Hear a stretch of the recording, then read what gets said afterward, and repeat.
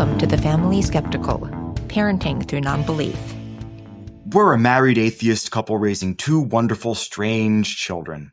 We ask big questions, dissect weird parenting moments, and examine how society ignores or misrepresents families like ours. If you're any stripe of nonbeliever who's involved in raising children, welcome. You are our people. Our kids have heard all our swears, but yours might not have, so be thoughtful if there are young people listening with you. Young people listening with you. People. Yeah, we're on a bit of a noun and pronoun adventure. Yeah, so the kids just started school. The kids. And Reader is starting middle school. And I was a little bit nervous about that because middle school can be a tough time. And everything is going great. So that is amazing. So happy about that. But a week before middle school, Reader let us know that they wanted to use they, them pronouns. Which is, considering everything, just incredible timing the week before 6th grade. Yeah. So, I mean, I hope in everything we've done, we've made it clear that this is the kind of situation where we want to support them 100%. Oh, yes. I was nervous about that decision, just sort of going into a year of change anyway. They initially said that they just wanted to try it out kind of within the family. Mm-hmm. But I feel like they pretty quickly turned the corner to wanting some people to know. Well, and I think they've sort of rolled it out fully. I don't think school. So. No? Not from anything they've said to me. Well, it's in a poem they wrote that's posted on the wall outside their classroom. Oh, I didn't know the poem was public. All right. Very public. Anyways, well, we should probably check in about that. So clearly we are working hard to use they, them pronouns. It has been harder, at least for me, than I thought it would be. So I will most certainly fuck up. We are trying our best. And now, is that the royal we? No, I truly just meant no. No, it's we. No. I've had plenty of slips. I just think I don't. What it comes down to is I think I'm not beating myself up over it as much. Maybe. And you shouldn't. You really shouldn't. Like they love that we're supportive, and that matters more than anything else. So. Yeah, and because they had said they just, I mean, who knows? Since they had said they just wanted to keep it in the family, I did ask Reader about the podcast and how they wanted me to treat that. And they said that they wanted me to use their new pronouns on the podcast. So there it is. There it is. That's what you'll be hearing, except when we fuck up. And I think it was so funny because, the one thing I know about Reader is that Reader tends to do a really good job knowing themselves in ways that often surprise me. So I know that whatever this is part of expressing is very true to them. I also know that this is the same kid who 2 nights ago came in and was like, lesbians, they're the female gay ones, right? I was like, yep, got it. But I think as they grow and learn more about this world, I just think based on their kind of experience and knowledge, they might find sort of terms or ways of expressing this that fit them even better. So not because they don't understand what's happening with them, but I think as open as we've been and as much as we've talked with them about, there's a very sort of wide range of expressions and definitions and ways to look at the gender sort of non-binary. And so I've just made it clear that this is a time of huge change, and we're going to do everything to support them in how they want us to support them on it, but that they aren't locked into anything. So I don't know. That's kind of how I'm feeling about it. Ditto. So that's that. And at least so far, all my worries have sort of been, I don't know. I mean, they've been doing way better than I was doing in middle school. So we will see.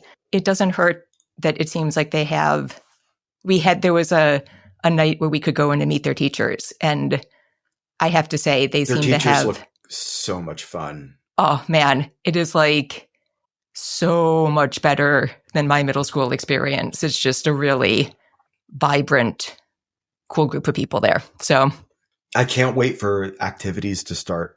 Yeah. Like, genuinely, because when they were talking about the potential for chess club, I turned to Reader and I was like, chess club? And you're just like, yeah, maybe. Because remember, Reader did chess back at their former school. Oh, right. I totally forgot about that. There's also ASL. The fact that there's an ASL club for middle schoolers is just straight fire, like lava. That is so cool. I did. What use that like, if you wanted, you could start studying ASL in middle school and just progress quickly to getting a degree in it and teaching, and you have a career like straight out of college without a master's that will carry you for as long as you want, because it isn't like deaf people are vanishing. You know what I mean? No, I mean, well, cochlear implants have changed. Also true. The deaf community a lot. But. Sure, but ASL still, like, even when you have a cochlear implant, like, you're still probably also going to know a certain amount, at least. Not saying like you communicate with it all the time. I don't know. Maybe I'm wrong. I don't know if that's always true. There's actually I guess it depends on when you get your cochlear implant. Yeah. And also if your family is deaf. So True. There's a lot of strong feelings about cochlear implants because the deaf community is like very proud and very strong. And understandable. There is, I watched a documentary. I'm not an expert, but there certainly was a time where the deaf community was feeling like, hearing parents were getting their kids cochlear implants, and then those kids were sort of being denied access to the deaf community, and there were some definite kind of... That raised a really interesting question that we don't even have to fully discuss today. What if something similar happened with autism?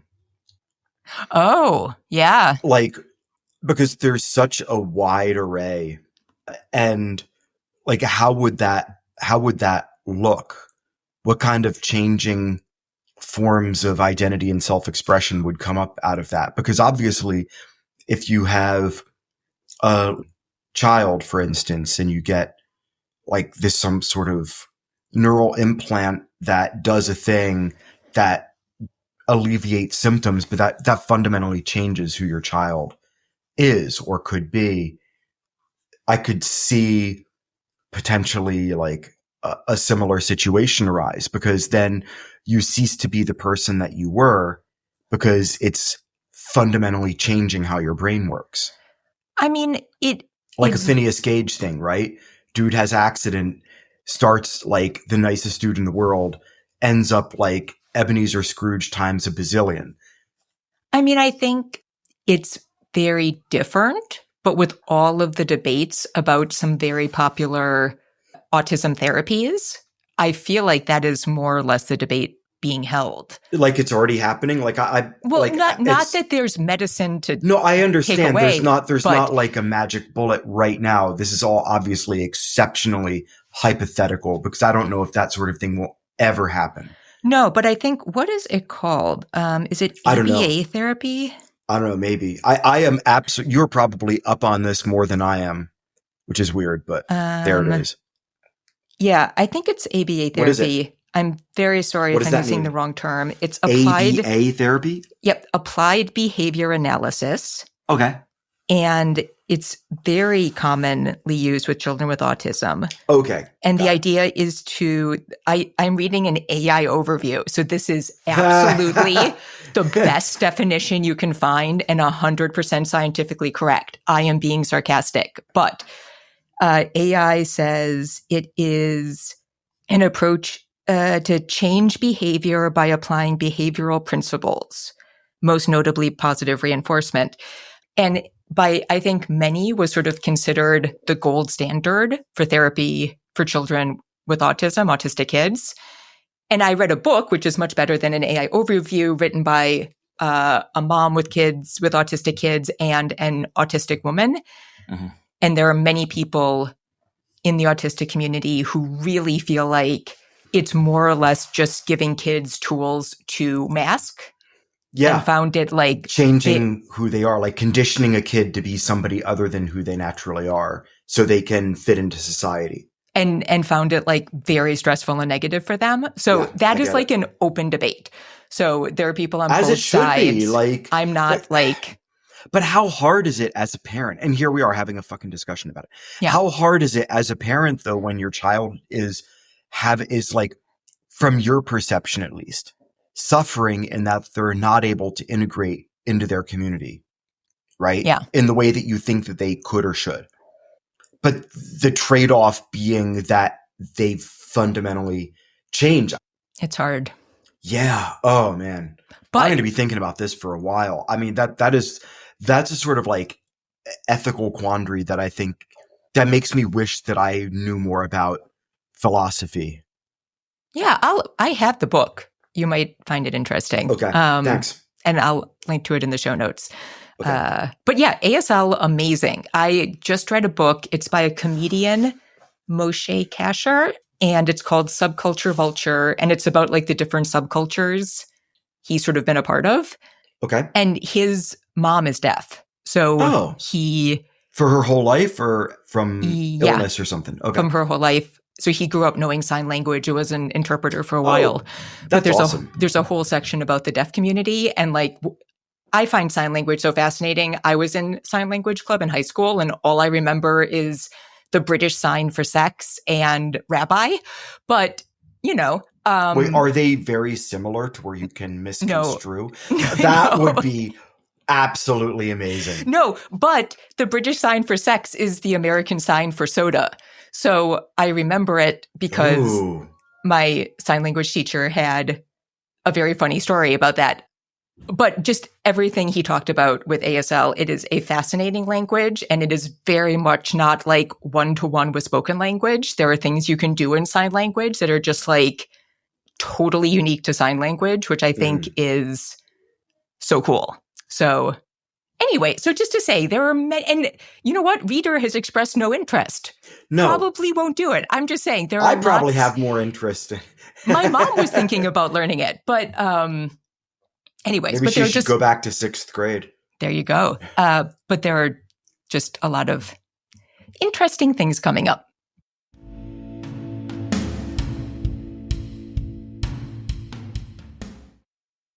So I mentioned in an earlier episode that I had been having a bit of a hard time mentally this summer. And I don't know if I have that much to say about it. I kind of wanted to bring it up because for our final topic, I didn't bring it up sooner, kind of because of this. So okay. It was so funny because I've been going back and listening to all of our old episodes. Because I can't remember what we talked about. And I also am like trying to learn from them. But I just listened to the one from like right after the move when we were still like very much in the middle of moving. And it's also funny because like this is, I mean, the end of the summer is when we moved last year. So I also have this like 1 line a day journal, and then it's for 5 years. So like you look back on the same line you wrote the previous years that day. And so it was interesting seeing all the ones from the move.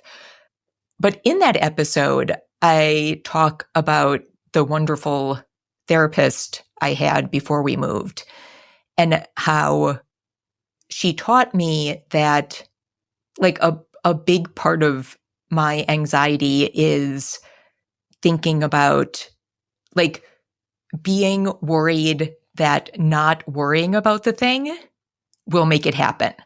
So like she really helped me with a lot of situations where I felt like I couldn't give up my anxiety about a thing because then it would happen. And it was good to listen to because we already talked about how I need to get back into therapy. But like, I think a lot of that anxiety came back for me this summer.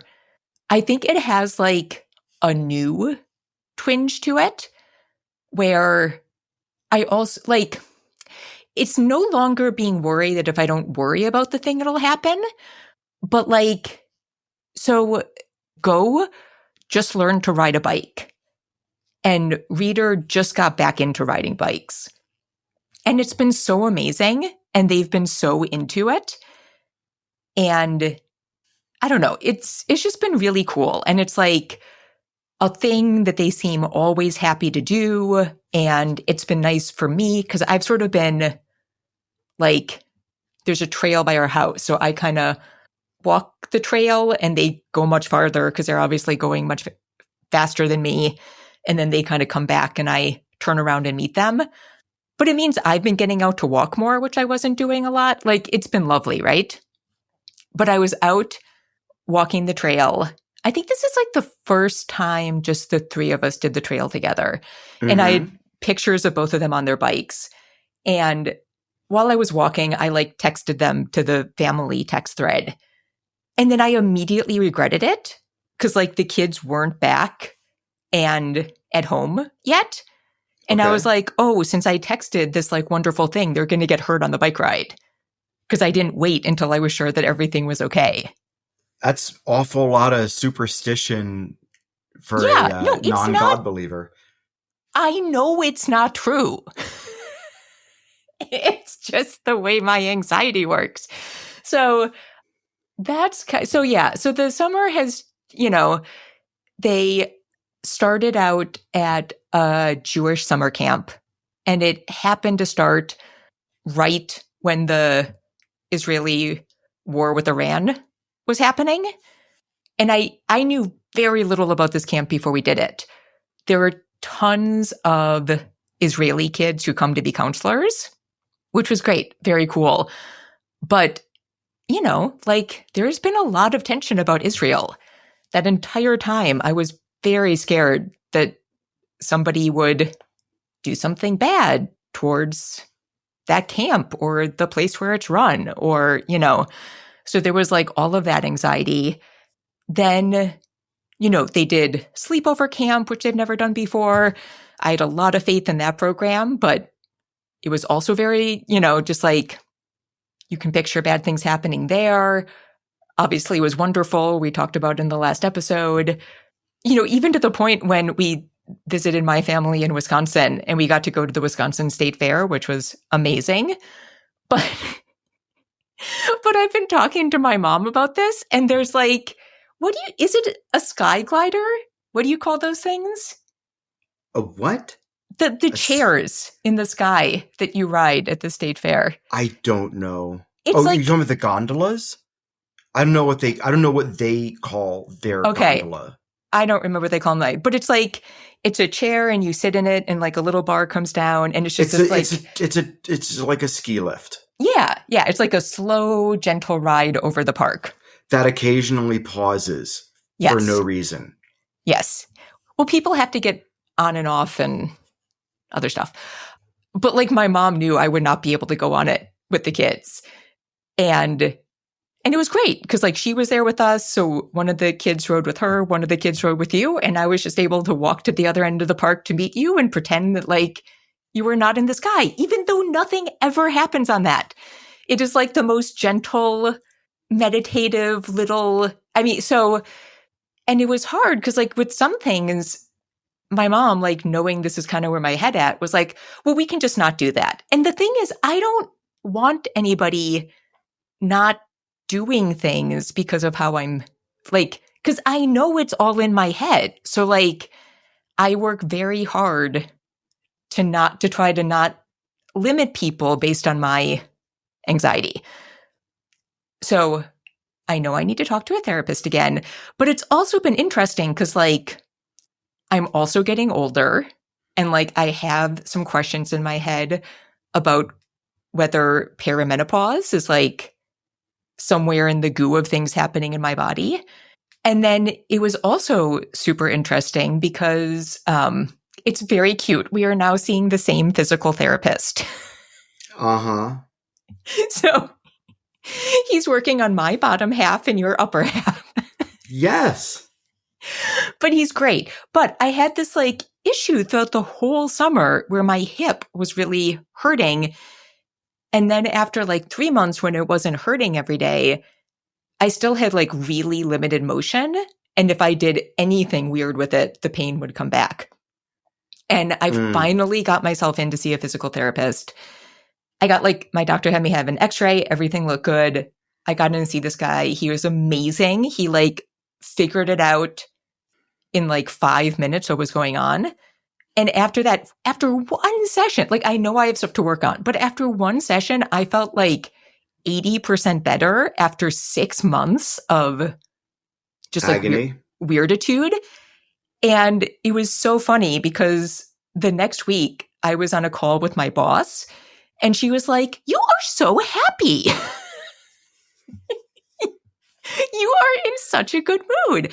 And I just sort of feel like, I don't know if it's that, you know, and I'm like, oh, like, yeah, maybe like feeling physically crappy for 6 months. Like, yeah, wasn't the best thing for my brain either. So I grant that. I don't know. I don't have that much to say about it. That is just the reality of where I'm at. I think, I don't know, you were just like listening to one of the call-in shows and that old chestnut came up of like, whether we have a soul or is it just the chemistry of our brain? Right. And I am always sort of floored by just how weirdly connected everything in our body is. Mm-hmm. So to me, it was another moment of like, yes, I have to talk to a therapist. Like, yes, being in constant discomfort is like not good for anybody. Yes, my body is changing because we love each other's bodies as they age. And yeah, but I guess I also wanted to bring it up because it's been like, that whole impulse has been a bit weird for the podcast too, because my brain does do a like, oh, can we talk about this? Yes. Or is that like, it's a very similar thing. But that's kind of how I've been rolling. How has your mental health been this summer? My mental health this summer has, generally speaking, been quite excellent. I think I already told everybody that I am no longer going to therapy, but not because it didn't work, but because my therapist basically said, in a certain sense, you've graduated and you should go to as needed, because we started to run out of things to talk about. That I would be bringing up an increasing number of successes in the things that I was seeing my therapist about. And, you know, my therapist being a very goal-oriented, focused person, is like, I just don't want to burn time just to see each other. I want it to be as productive as possible. And so, I went to as needed. I think overall I handled all the transitions in and out of activities and then back into school very well. I really enjoy, like today and yesterday, after my therapy session yesterday, my shoulder feels better than it has in months.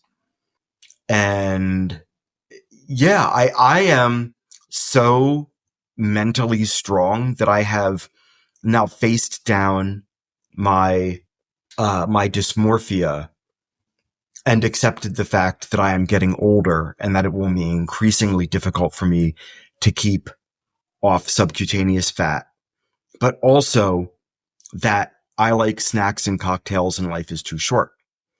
So I have made peace with a slightly fluffier version of myself, which is something that I think I used to be afraid of. Oh, yeah. And so if I decide to cut my calories for a bit or whatever, I just feel like I'm in more control now, because now it feels like a choice in doing a thing, because I know that I've gotten fluffier, but it's not like continuing.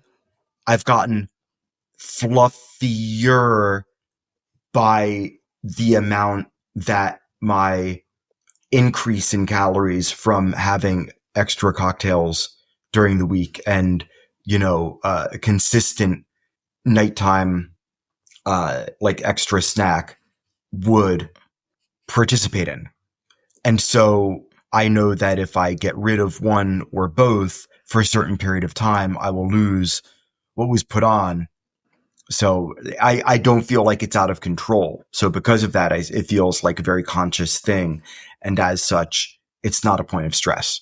Honey, are you part of the great floofening of 2025? I am not. I have not done for myself as well as Fussell has. Fussell is now a sausage.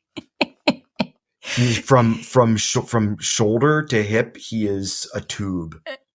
Yeah. Of fluff. Our cats. We have 3 cats.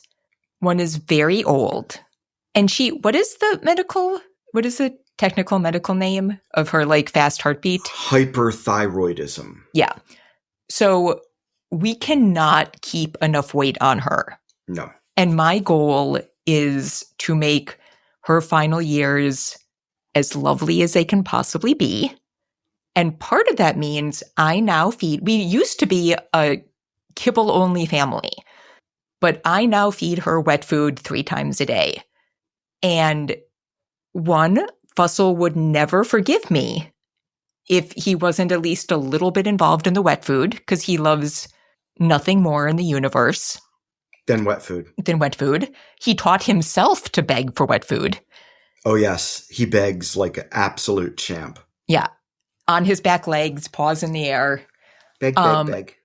And so he now gets a little bit of wet food in the morning, but also I can't keep him always from eating the leftovers of Clea's wet food. So it's had a little impact. He has gotten much fluffier. So we refer to it as the great floofening of 2025. Yes. Yeah. He's taken it very seriously. Yeah, he works hard.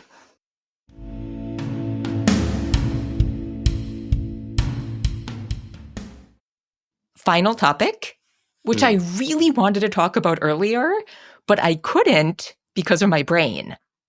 Sometime this summer, I was putting Go to sleep, and he let me know that he had been feeling a little bit scared. And we talked about it, and what had happened is that Go intellectually knew that people died, but it had finally sort of sunken in for him the reality of what that meant. And so he was feeling scared about the idea of death and losing people. And I am I know that is really hard to go through. On another level, I am so excited that he has reached this milestone of becoming a thinking person. And so I feel like death, being scared to tell kids about death is such a big part of people turning to religion and those answers. And it is something we do such a bad job of talking about. And I have really enjoyed having those conversations. And I feel like we will be having even more of them soon, because sadly, within the next 12 months will probably be when the kids go through losing the first person in our family that they actually know and care about. So, well, P-pop. That is true. But like, they were much younger. Yes, your grandfather, who was such an amazing man, they got to meet him. But when he died, they were so young. Like, I don't think they more experienced it in retrospect. Mm-hmm. Like when they were older, mm-hmm. kind of like hearing the stories of him. Yeah. And the fact that they had met him and mm-hmm. like thinking about the fact that he was gone. They've experienced that. But I don't think they were like in it when it happened to like realize they had lost somebody. Right? Yeah, pretty much. Yeah. So I think I'll start. One of the conversations I had with Go, which I thought was interesting, is this is after the initial, but he was talking about being scared about dying. And I told him that, like, in some ways that makes a lot of sense because mm-hmm. he's young. And in ideal situations, like, we hate to see young people die. And it makes a lot of sense that he would be scared. And then we talked about older people. And, you know, I said, you know, when you get older, people have all sorts of different feelings. Mm-hmm. And it really just comes down to how you feel about ending. And we talked about P-pop, who had issues in old age where, like, he was really ready to go. Yes. When he went. It's Parkinson's. Yeah. You can say it's Parkinson's, which is a horrible thing. Yeah. You know, we talked about my mom, who has made it very clear that, like, and luckily, you know, knock on wood, my mom is doing great, but, like, she has made it clear on many occasions that, like, she is really happy with the life she got to live. And if she was to have a major medical issue or to die, like, she is feeling very much at peace with the life she lived and mm-hmm. doesn't have a big issue with whenever she goes. And then there are other people who, like, aren't ready to end. And for them, it's like, you know, they're not happy about it. But I don't know, are there things that you want to make sure the kids know about death, or are there conversations you've had or ways you're thinking about addressing this in the future? I think what it comes down to is making sure that the kids know that whatever feelings they have about death are likely to change from circumstance to circumstance. That there is no, like, one way to think about death. And that they're not required to have the same feelings about one person's passing as they would about another person's passing. And hand in hand with that, they're not required to memorialize everybody in the same way. Mm-hmm. Like, people's lives will leave different impacts and different legacies. And I just think the harder conversation will be that when the next person dies, that they might have to have this conversation all over again because they might have different feelings about that person's death and that person's legacy, you know, and that it's going to require the conversation to essentially happen all over again. But I think, like, with any set of impactful experiences, sometimes, like, they can be so impactful that you almost need multiple data points in order to figure out how you really could and should respond, or, like, how you should think about it. Mm-hmm. And so I'm kind of holding off the bigger conversations about this because all of that is such conjecture, and it's going to require, like, a sense of time and planning and forethought that I don't think it's fair to expect them to have or to even understand. Mm-hmm. So I'm not even going to discuss that side of things with them. I don't think it's fair to discuss that side of things with them yet.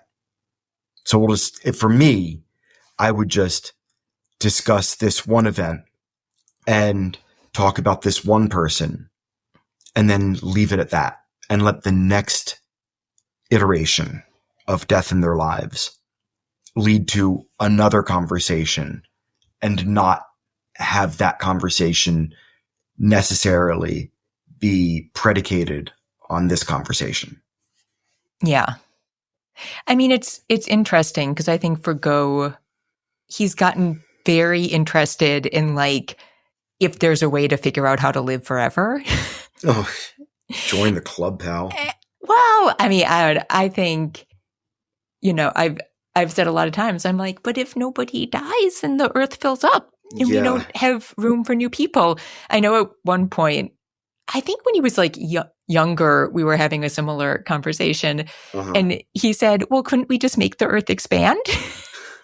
Well, that's what colonization is for. Oh, God. But I think as a parent, I mean, you can go back and listen to our episode about like how to get over a fear of hell, which is kind of a way to get over a fear of death. Not exactly, but similar. But I think it did really change it for me as a parent because I care so much more about what happens to them than what happens to me that, I think at this point, like all my fears of death are just like, I don't want to die when they still really need me. But that's about it. I care. That's like more normal parent stuff. Yeah. Like, or at least I think it should be more normal parent stuff. But I think I think I really have reached a point where it's like, if you look at nature, like, I think you just see that like stuff has to turn over to get newness and growth. That's a process. And there are certainly circumstances where it can be absolutely tragic and terrible. But as a concept, I don't find death like a terrible, scary thing at all. And maybe that's why I don't have a huge issue talking with them about it when it comes up. Yeah. Because I'm not working through a lot of inherent fears about it. You know what I mean? Sure. But I don't know. I mean, like, I guess I have like weird competing views. Okay. Because I see death's necessity, which to me makes it, like I said, not particularly terrifying, just sort of a necessity. On the other hand, like the Handsome podcast, I really love Mae Martin on that podcast. And they were talking, there was a whole episode about religion, which was so interesting. And they were saying something about, like people who are like, God's just energy, man. God's just nature. Yeah. And kind of pointing out that like nature is not like perfectly good or beautiful. Do you know what I mean? And so I'm not, I see death as a necessity, but also like I think when you look to nature, I have a problem with people who paint nature as like perfectly beautiful and peaceful. Like I think nature is kind of brutal. Kind of. Which is like, well, like very brutal, right? And like, I don't know where my brain comes down between those concepts.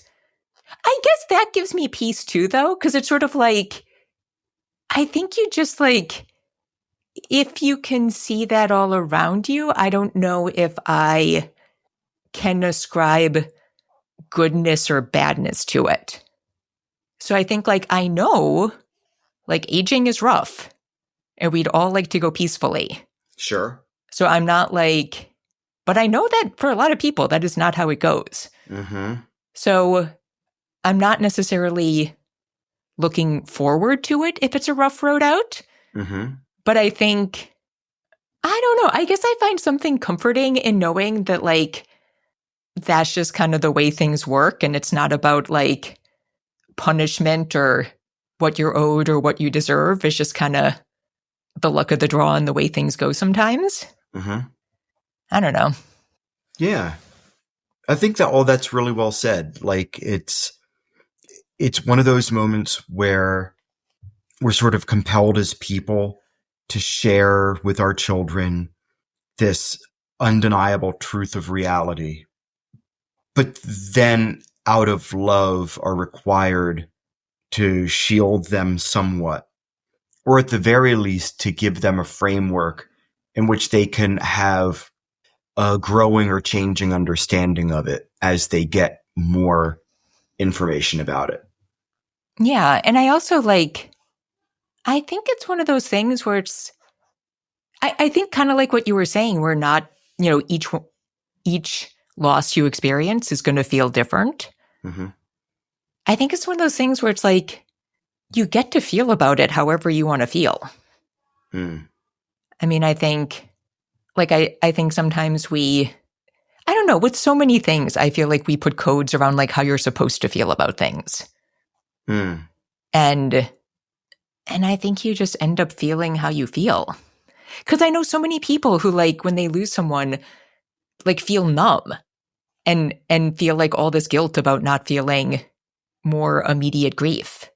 Or, I feel like we sort of put this sort of weird value on people who are able to go out peacefully and but there's some people where it makes total sense if you're pissed. So yeah, I've just sort of been trying to acknowledge it and I guess just leave room to think about it. Sure. Makes sense. But I think it's so cool that it happened and he was able to pinpoint when it did for him. That huge mental leap of understanding something about the universe for the first time. Yeah, it's kind of one of those parenting threshold moments. Most likely now we will not have that conversation with, anybody else in the same way again. Yeah. And I certainly did not have as direct a conversation with Reader. I assume on some level they went through the same thing at some point, but they never pointed it out. And I don't remember those conversations gearing up, I don't well, was there a time when they were particularly concerned with issues of death or loss? I don't remember.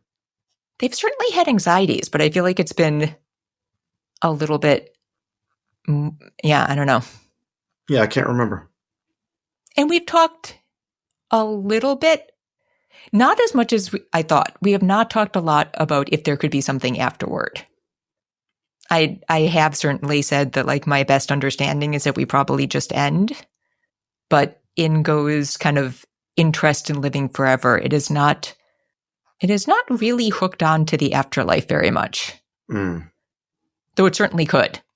But I think kind of as the science magic guy that he is, I think his brain is still working that way. If there's a science or magic answer in this world. All right. I feel like I talked way too much this one. No, it's absolutely fine. I love that you had a lot to get off your chest. Okay. And I hope you feel better.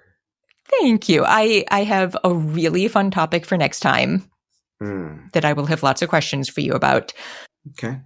And yeah, should we call it there? We can. So we need to thank Jonathan Zalbin and First Frame Music for the music for this podcast. And that wraps up this episode of The Family Skeptical, where nothing is sacred except for our kids.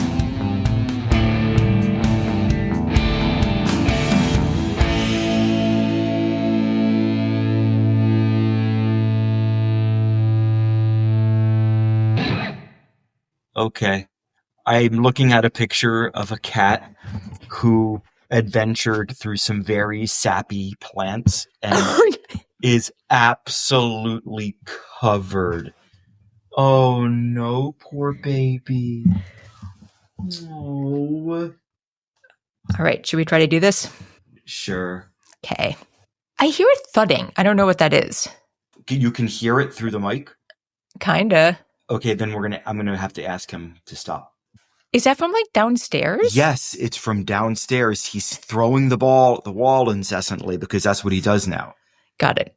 Or they. Sorry. I'm gonna go downstairs and talk to them. I can't hear it now. Because they stopped. Okay. And then they'll start again and then we'll hear it. Okay. Thank you. Also take a moment to look at the text. Or you don't have your phone? I don't have my phone. Okay. You'll see the picture. Okay. You could bring my phone up. It's probably on the kitchen counter. Oh no! It's better than I thought. Zoom in on the bottom right. The whispers. Oh, sweetie. I returned. Mistakes were made. Yeah, not insignificant mess. Yeah.